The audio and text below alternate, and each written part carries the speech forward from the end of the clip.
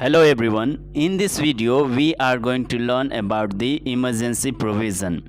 About the emergency provision, we learn from the part 18 of the Constitution from Article 352 to 360. The emergency is declared by the President if there is a written recommendation from the Cabinet. If there is no written recommendation from the Cabinet, then President is unable to declare the national emergency. There are three types of emergency. First one is national emergency.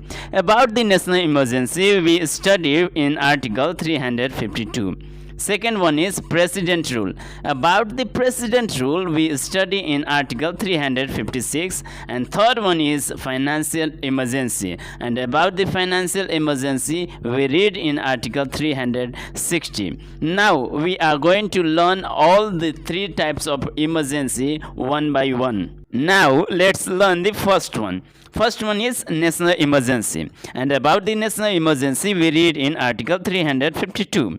So how the national emergency is going to be declared? So the national emergency is declared only on grounds of war or external aggression or armed rebellion. So from here we learn two things. First one, external emergency, and second one, internal emergency. What is the mean by external emergency? When a national emergency is declared on the ground of war or external aggression, this is known as external emergency. And what is the means by internal emergency? When it is declared on ground of armed rebellion, this is known as internal emergency. Okay, I hope this is clear. Now the second one is known as President rule. Okay, and about the President rule we study in the Article 356.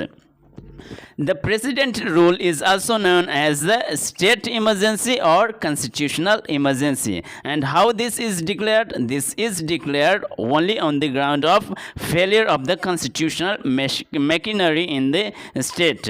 So if there would be failure of the constitutional machinery in the state, then the President rule is going to be declared under the Article 356. Now the third one is financial emergency, and we have knew that the financial emergency is contained in Article 360. Then the question is how the financial emergency is declared. So the financial emergency is declared when there is a threat to financial stability. In other words, if there is going on huge instability regarding financial matter in the country, then the President can declare the financial emergency. Let's have a little bit understanding about the duration of the national emergency. So once the national emergency has been passed by the Parliament and has been declared by the President, then it will be in effect for the 6 months. And if the government consider that this emergency should be extended, then again the duration of the 6 months will be extended, and thus the national emergency will be continued for the indefinite time.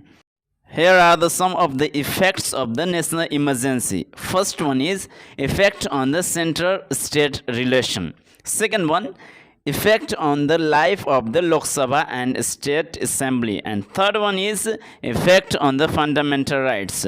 Now we are going to learn specifically the effect on the fundamental rights. Here we need to understand two things regarding the effect of national emergency on fundamental rights. First one, according to Article 358, all the 6 fundamental rights that are under the Article 19 would be suspended immediately.